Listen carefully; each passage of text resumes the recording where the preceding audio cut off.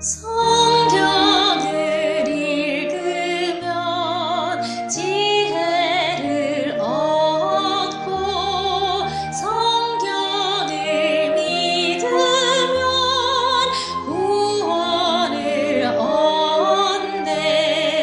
성경의 교훈을 따르는 자는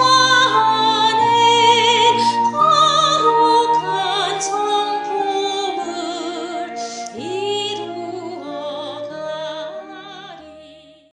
안녕하세요. 오늘 아침에도 말씀으로 하루를 시작하게 하신 하나님께 감사를 드립니다. 이 모든 일은 같은 한 성령이 행하사 그 뜻대로 각 사람에게 나누어 주시는 것이니라. 오늘의 말씀 마태복음 25장 14절부터 읽는 말씀입니다. 또 어떤 사람이 타국에 갈 때 그 종들을 불러 자기 소유를 맡김과 같으니 각각 그 재능대로 한 사람에게는 금 5달란트를, 한 사람에게는 2달란트를, 한 사람에게는 1달란트를 주고 떠났더니 5달란트 받은 자는 바로 가서 그것을 장사하여 또 5달란트를 남기고 2달란트 받은 자도 그같이 하여 또 2달란트를 남겼으되 1달란트 받은 자는 가서 땅을 파고 그 주인의 돈을 감추어 두었더니 오랜 후에 그 종들의 주인이 돌아와 그들과 결산할세 5달란트 받은 자는 5달란트를 더 가지고 와서 이르되 주인이여 내게 5달란트를 주시는데 보소서 내가 또 5달란트를 남겼나이다. 그 주인이 이르시되 잘하였도다 착하고 충성된 종아 내가 작은 일에 충성하였음에 내가 많은 것을 내게 맡기리니 내 주인의 즐거움에 참여할지어다 하고 또 2달란트 받았던 자도 와서 이르되 주인이여 내게 2달란트를 주시는데 보소서 내가 또 2달란트를 남겼나이다. 그 주인이 이르되 잘하였도다 착하고 충성된 종아 내가 적은 일에 충성하였음에 내가 많은 것을 내게 맡기리니 내 주인의 즐거움에 참여할지어다 하고 1달란트 받았던 자는 와서 이르되 주인이여 당신은 굳은 사람이라 심지 않은 데서 거두고 해치지 않은 데서 모으는 줄을 내가 알았으므로 두려워하여 나가서 당신의 달란트를 땅에 감추었나이다. 보소서 당신의 것을 가지셨나이다. 주인이 대답하여 이르되 악하고 게으른 종아 나는 심지 않은 데서 거두고 해치지 않은 데서 모으는 줄을 내가 알았느냐. 그러면 내가 마땅히 내 돈을 취리하는 자들에게나 맡겼다가 내게 돌아와서 내 원금과 이자를 받게 할 것이니라 하고 그에게 그 1달란트를 빼앗아 10달란트 가진 자에게 주라. 무릇 있는 자는 받아 풍족하게 되고 없는 자는 그 있는 것까지 빼앗기리라. 이 무익한 종을 바깥 어두운 데에 내쫓으라. 거기서 슬피 울며 이를 갈리라 하니라. 오늘 본문의 말씀을 토대로 세 가지 주제에 대해서 한번 생각해 보겠습니다. 은사에 대한 주인의 평가는 무엇인가? 은사들을 어떻게 발전시킬 수 있을까? 나는 나의 은사들을 어떻게 활용할 수 있을까? 첫 번째, 은사에 대한 주인의 평가는 그 주인이 이르되 잘하였도다 착하고 충성된 종아 내가 적은 일에 충성하였으며 내가 많은 것을 내게 맡기리니 내 주인의 즐거움에 참여할지어다 하는 이 멋진 칭찬을 2달란트 받은 자, 5달란트 받은 자에게 똑같이 하셨던 것을 보게 되었습니다. 그런 것을 보면 주님은 우리가 얼마나 많은 것을 가졌느냐에 대하여 그렇게 묻지 않으십니다. 문제는 우리가 받은 것들을 어떻게 활용했는가를 물으시는 것입니다. 비록 1달란트를 받았다 할지라도 주님을 위하여 충성되이 일하여 배를 남겼다면 1달란트 받은 자도 이와 같은 칭찬을 받을 수 있을 뻔하였습니다. 그런데 이 사람의 문제는 얼마나 적게 받았냐가 문제가 아니고 그가 받은 것을 활용하지 아니하고 감추어 둔 데 있습니다. 주인은 그를 향하여 아주 무서운 선고를 하는데 있는 자는 받아 풍족하게 되고 없는 자는 그 있는 것까지 빼앗기리라 하시면서 한 달란트 가진 자의 것을 빼앗아 많이 가진 자에게 주면서 참으로 무서운 선고를 내리는 것입니다. 그리고 주님은 말씀하시기를 게으른 종이라고 하지 아니하고 악하고 게으른 종이라고 이야기를 하는 것입니다. 우리가 받은 사명을 등하리 하는 것, 우리의 은사를 감추어 두는 것, 이것은 하나님 앞에 악한 것입니다. 나중에 그 사실을 깨닫고 슬피 울며 이를 갈지만은 그때는 너무 늦은 것입니다. 이럴 줄 알았으면 내가 잘할 걸, 기회가 있을 때 할 걸, 하지만 그때는 이미 지나가 버리고 만 것입니다. 교과 94페이지에 이렇게 기록되어 있습니다. 주인의 관심은 누가 더 좋은 또는 열등한 달란트를 가지고 있는지가 아니었다. 각자가 얼마나 많은 달란트를 받았는지도 아니었다. 그의 관심은 그들이 각자 받은 것을 가지고 무엇을 했는가였다. 오늘 우리들에게도 마찬가지입니다. 오늘 우리도 주님이 주신 그 은사들을 가지고 주님을 위하여 무엇을 했는지를 주님께서 물어보실 때가 올 것입니다. 우리는 다 크든 작든 은사들을 받았습니다. 어떻게 하면 이 은사들이 더 커지고 발전시켜 줄 수 있을까요? 우리가 하나님의 이름을 영화롭게 하기 위하여 그분이 우리에게 주신 은사들을 활용할 때 그 은사들은 증가하고 확장되며 발전한다. 그렇다면 하나님이 그대에게 주신 은사를 어떻게 발견할 것인가? 하나님이 그대로 하여금 그분의 사역을 위해 어느 분야에서 일하기를 원하시는지 보여달라고 겸손히 기도하라. 그리고 하나님이 깨달음을 주시면 그 사역에 가담하라.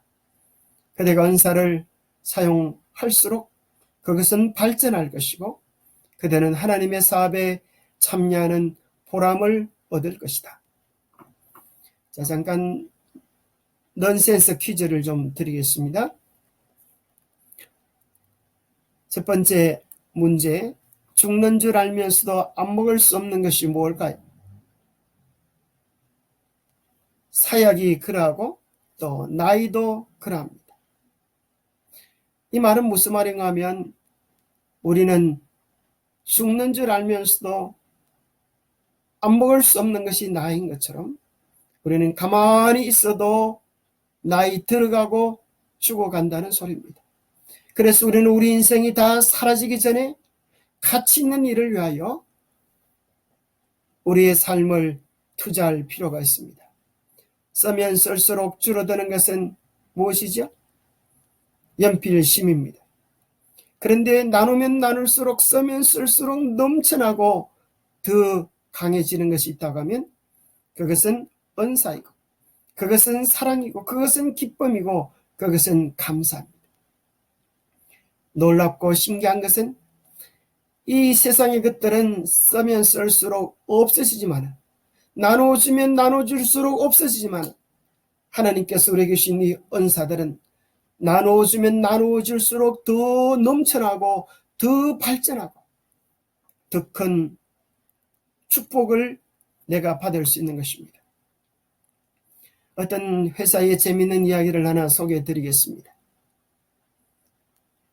영업부 지원자들을 모집하였는데 많은 사람들이 왔습니다. 아주 대기업이 아주 유명한 기업이었기 때문에 여기 들어가면 아주 앉아서 편하게 밥을 먹을 수 있는 길이 생기겠구나 해서 많은 지원자가 왔는데 그 문제가 무엇인가 하면 나무로 만든 빗을 머리 빗는 빗 말이죠. 그것을 선임들에게 팔고 오라는 것이 과제였습니다. 이 영업부 지원했던 많은 지원자들은 머리를 갸우뚱 하다가 많은 사람이 다 집으로 돌아가 버렸습니다. 아니, 머리 빗는 빗을 머리도 하나도 없는, 머리카락도 하나도 없는 스님들에게 팔으라니 세상에 이것처럼 어려운 일이 어디 있겠는가?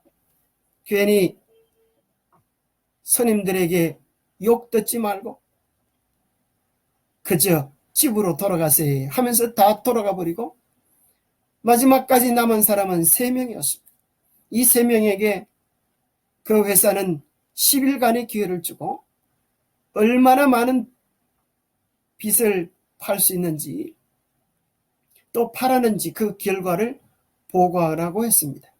10일이 지난 후 새 지원자들이 돌아왔습니다. 첫 번째 지원자는 빚을 하나 팔았습니다. 면접관이 물었습니다. 어떻게 빚을 팔았느냐 물어보니까 스님이 머리를 끌적끌적 이렇게 가리워서 긁을 때에 스님께 쫓아가서 스님, 손으로 머리 꺾는 것보다 이 빗으로 머리를 긁으면 훨씬 시원하고 좋습니다. 그렇게 용케 기다렸다가 기회를 잡아서 하나를 팔았다고 이야기했습니다. 면접관은 빙그레 웃었습니다. 두 번째 이제 지원자가 소개했습니다. 자기는 10개 빗을 팔았는데 그 이유는 스님은 이 빚이 필요하지 않겠지만 부처님 앞에 와서 많은 신도들이 절을 하기 위하여 흥크러진 머리를 다듬는 일은 중요한 일이 아니겠습니까? 그것은 흥크러진 머리를 다듬으면서 흥크러진 마음을 정돈하기 위하여 아주 유용하게 쓰여질 것입니다.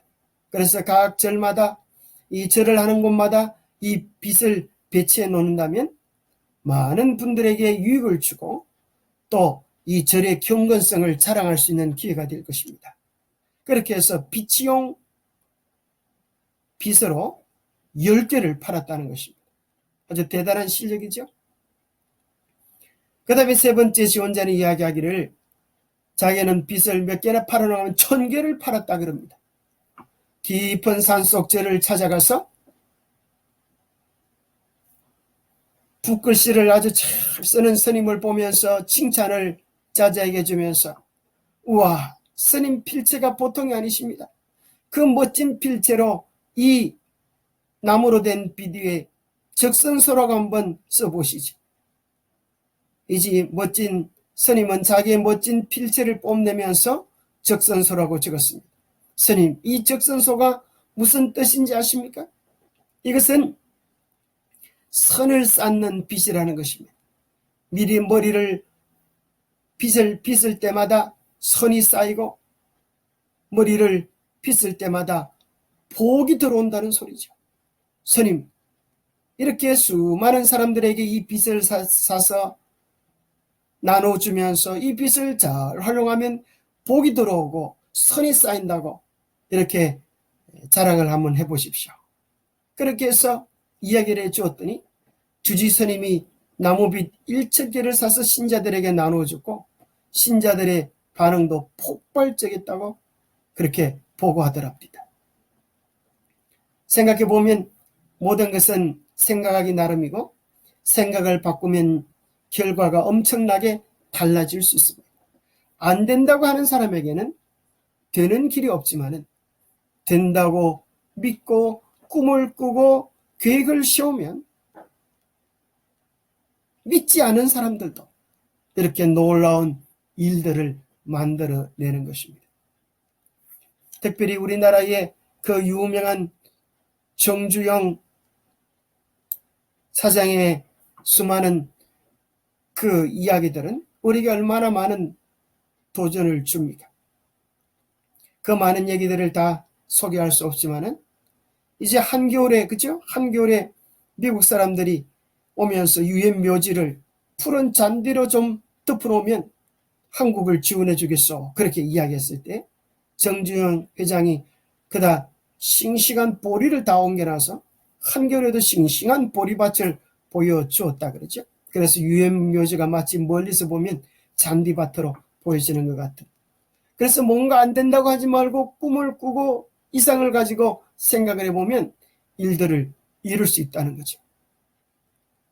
또 안면도가는 그쪽에 큰 이 물살이 센 곳을 막았는데 도무지 방법이 없을 때 낡은 유조선을 그곳으로 데려가서 그 큰 배로 그 그 센 물을 막아서 이렇게 많은 지역을 갖다가 쓸 수 있도록 만든 그런 기적의 신화를 만드는 정주영이기도 합니다. 마찬가지로 우리는 하나님의 큰 계획 안에서 우리도 기적을 만들 수 있습니다. 그래서 우리는 우리가 가진 각자의 은사들을 발견하고 그 일을 위하여 기도하고 탄원할 때에 우리는 하나님의 약속이 있지 않습니까? 그 약속 안에서 더 큰 일들을 이룰 수 있게 될 것입니다. 기도해 보세요. 첫 번째, 나의 은사. 하나님, 제가 저를 통하여 무엇하기를 원하십니까?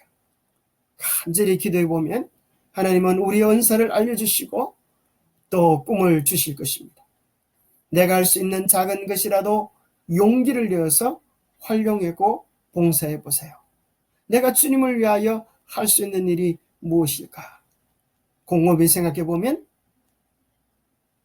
할 수 있는 일들을 주께서 생각나게 주실 것입니다.